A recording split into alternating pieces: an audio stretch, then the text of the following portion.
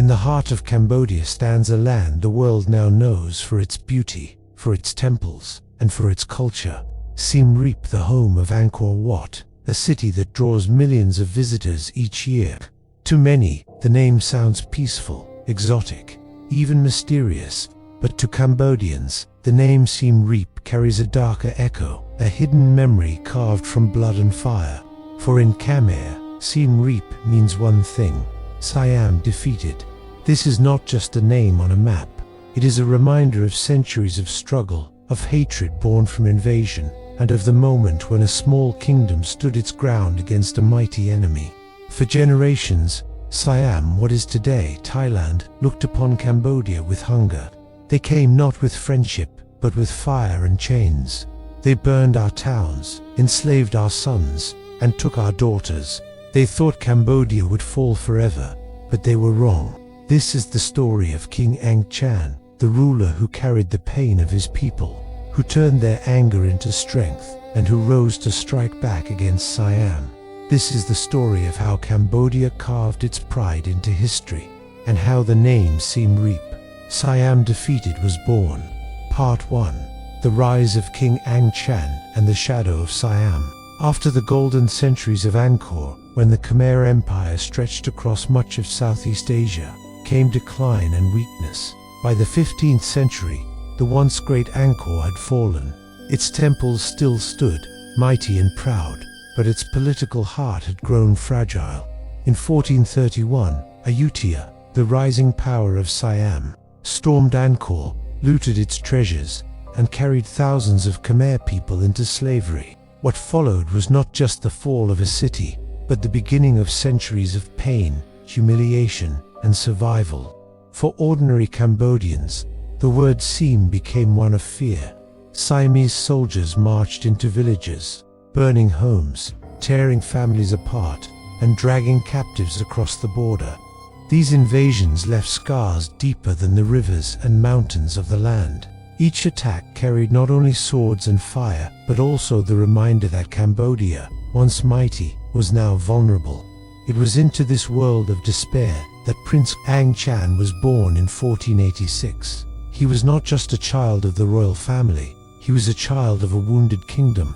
Growing up, he would have heard stories from elders about the greatness of Angkor, the vast cities, the irrigation works, the temples that touched the sky. He would have also heard bitter laments of how Siamese armies had humiliated the kingdom, how Khmer captives had been forced to serve in foreign lands, and how Cambodia had been reduced from empire to prey.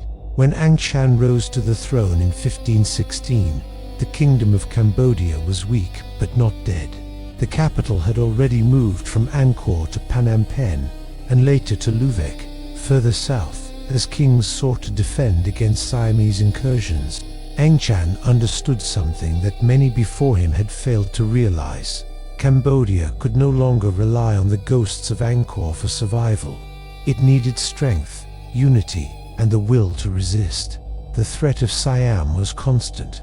Ayutthaya, the Siamese capital, was growing powerful. Its kings desired not only dominance over trade routes, but also control of Khmer land, which was rich in resources, rice, and manpower. For Siam, Cambodia was a jewel to be plucked, a neighbor too weak to defend itself. For Angchan, Siam was a predator that had to be fought with all the strength he could gather.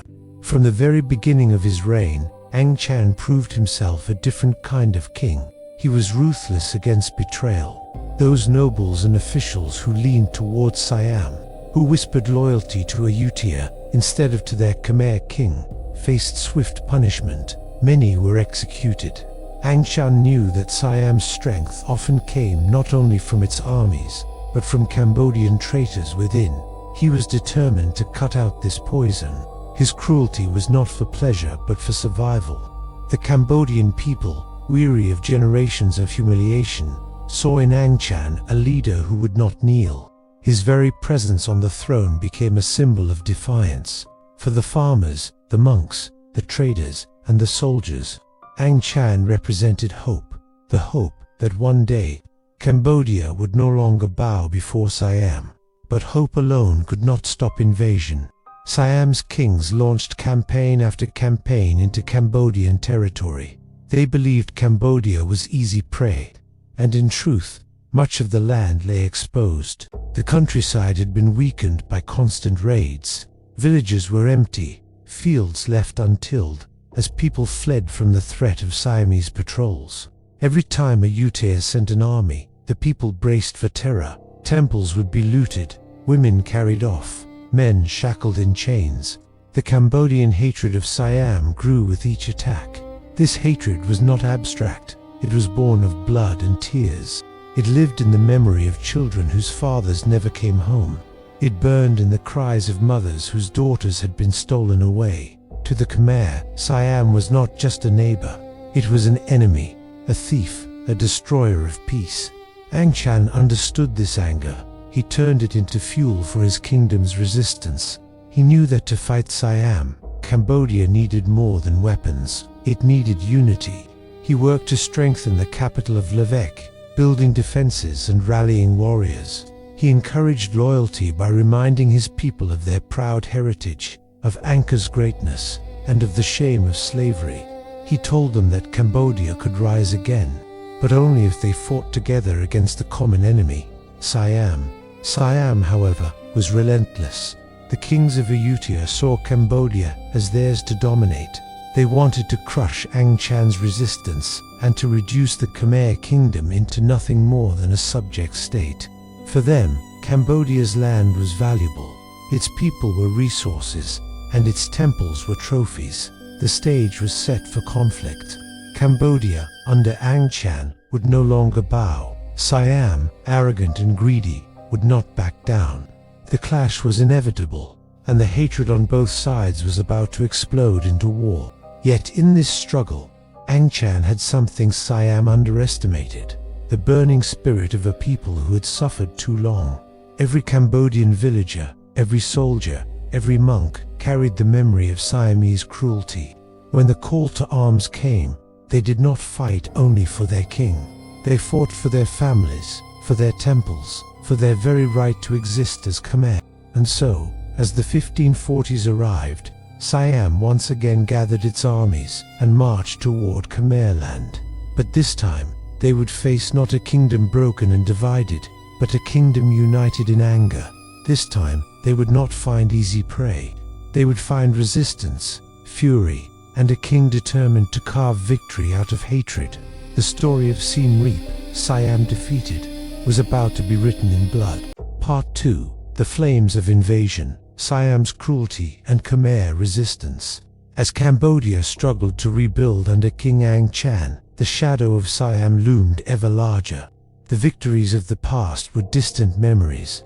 The fear of invasion was immediate and unrelenting. Every river crossing, every mountain pass, every quiet village in the Khmer heartland was vulnerable. Siamese generals, ambitious and greedy, viewed Cambodia as a land ripe for plunder. To them, the kingdom of Angchan was weak, fractured, and ready to be dominated. But what they did not understand was that centuries of suffering had forged a new kind of resolve within the Khmer people, a fury that would not easily be extinguished. The invasions came in waves, relentless and brutal. Siamese armies marched into the Cambodian countryside, with banners raised and war drums pounding, sending terror ahead of their forces. Villages were razed, homes set aflame, and fields trampled under the boots of soldiers. Khmer families, unarmed and terrified, fled into the forests or hid in the shadows, praying to their gods for protection. For those captured, the consequences were severe. Men were shackled and sent to Ayutthaya as forced labor, while women and children were taken as spoils, their cries echoing in the hearts of the survivors. These repeated attacks left deep scars, not only on the land but in the collective soul of Cambodia.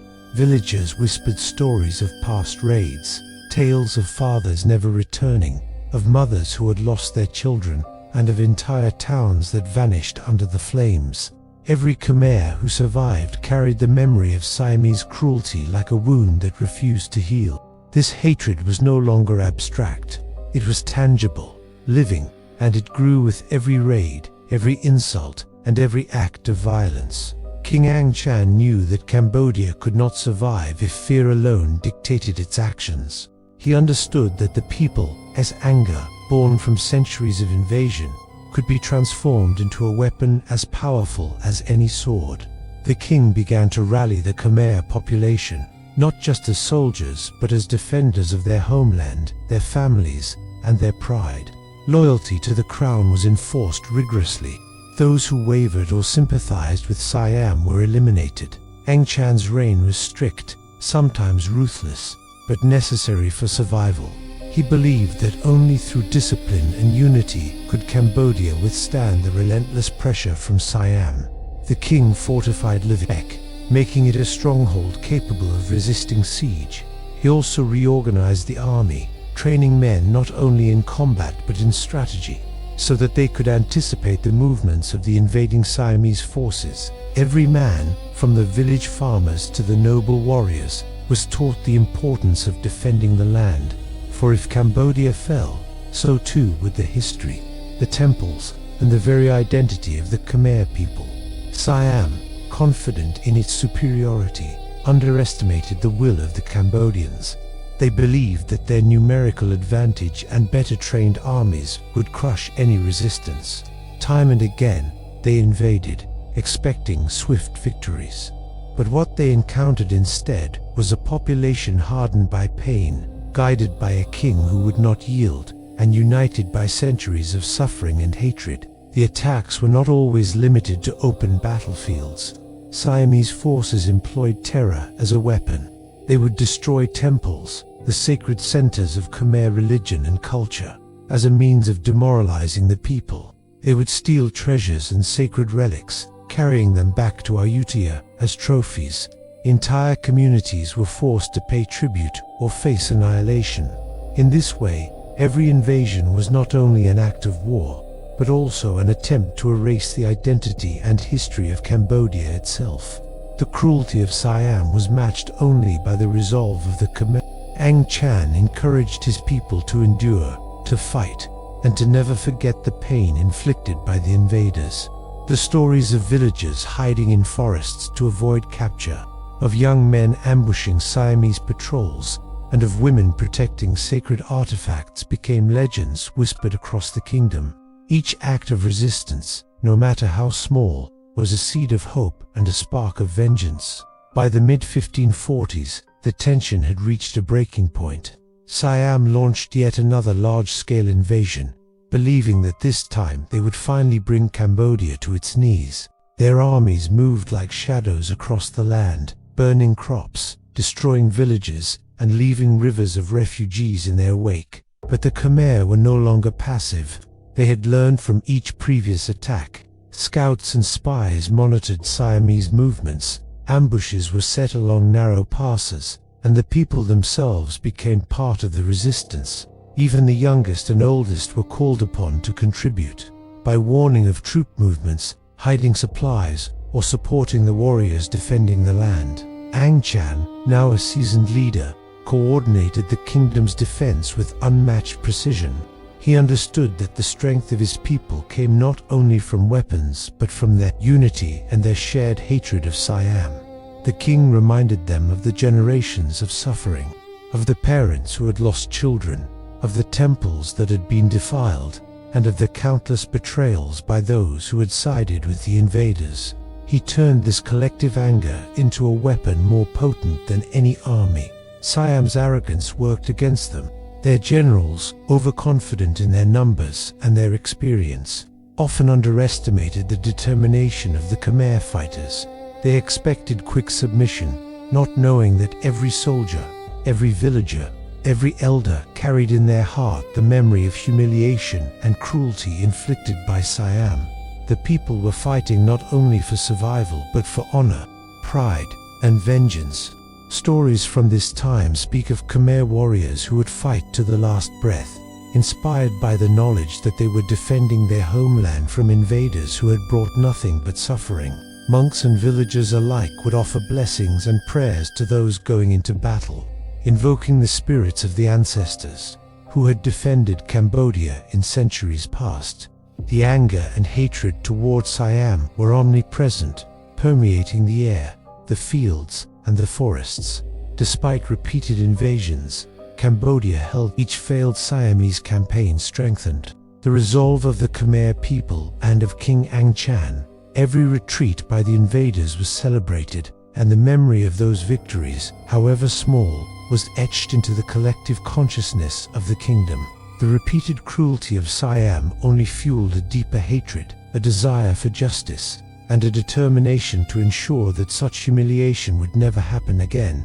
During this period, Angchan's leadership was more crucial than ever. He was not only a military strategist, but a symbol of resistance. The king traveled among his people, encouraging them, reminding them of their heritage, and preparing them for the ultimate confrontation with Siam. Every village he visited, every speech he gave, reinforced the idea that Cambodia could survive and even triumph if its people remained united and vigilant. The hatred for Siam, though born of suffering, became a unifying force.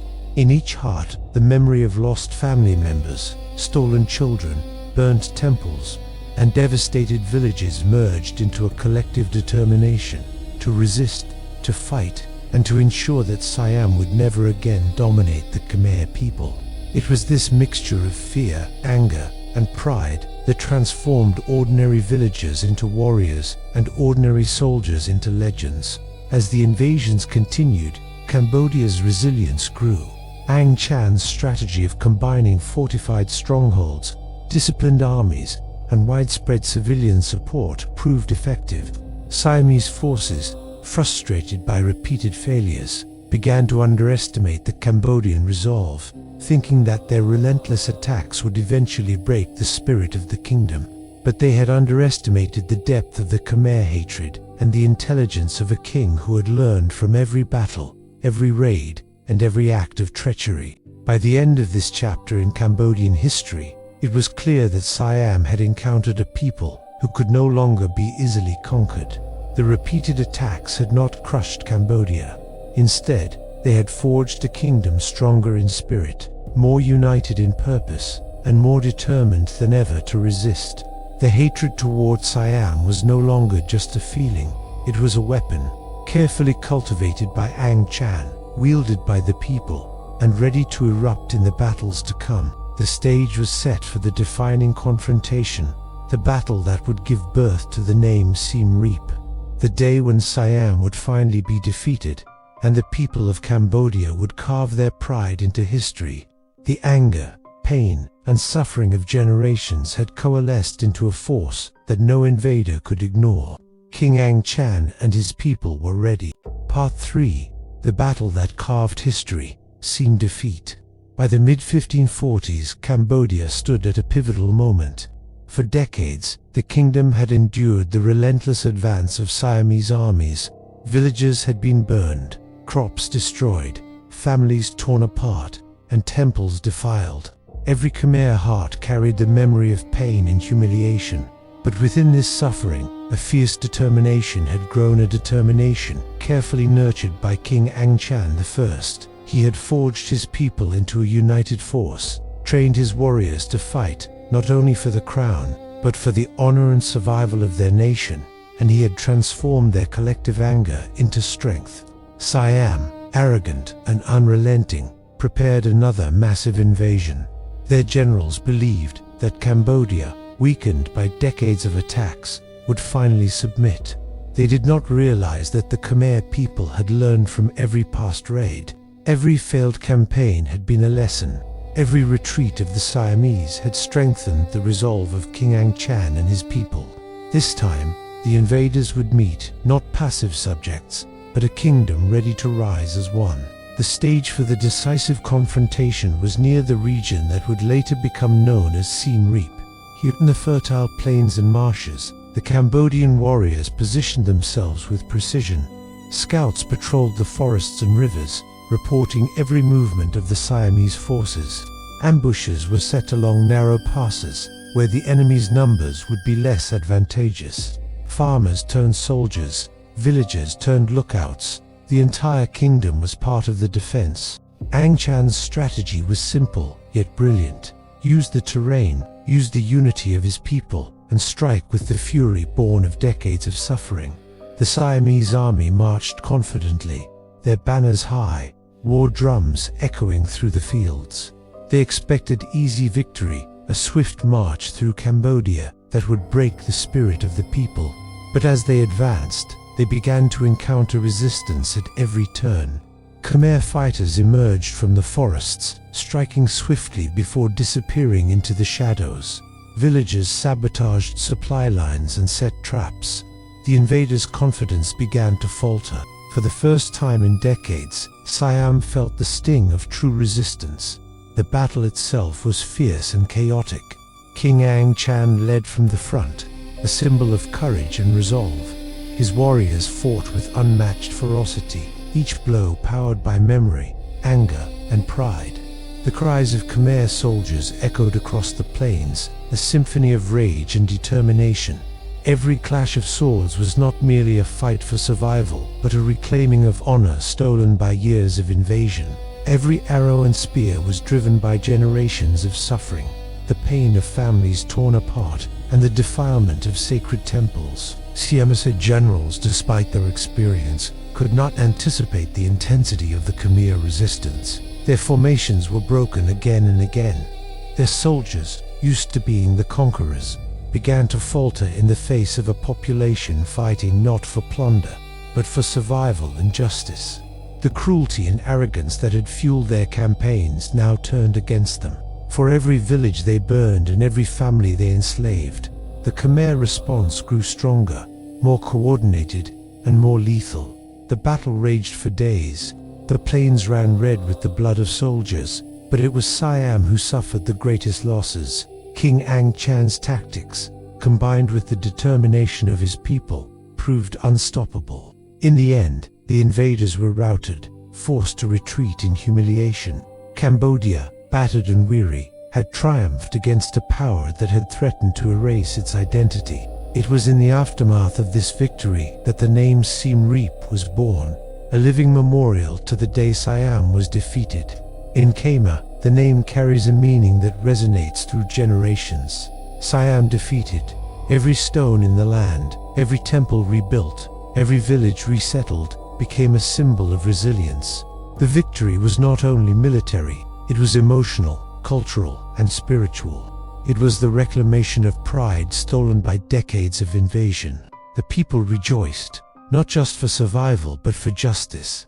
Stories spread of the courage displayed by villagers and warriors alike. Tales of ambushes, clever strategies, and heroic sacrifices became part of the kingdom's memory. Monks blessed the victorious soldiers, and families rebuilt their homes, now free from the immediate threat of Siamese raids. Cambodia had suffered greatly, but it had survived, and in its survival lay the seed of national pride. King Angchan, though victorious, remained vigilant. He knew that Siam would not forget this humiliation.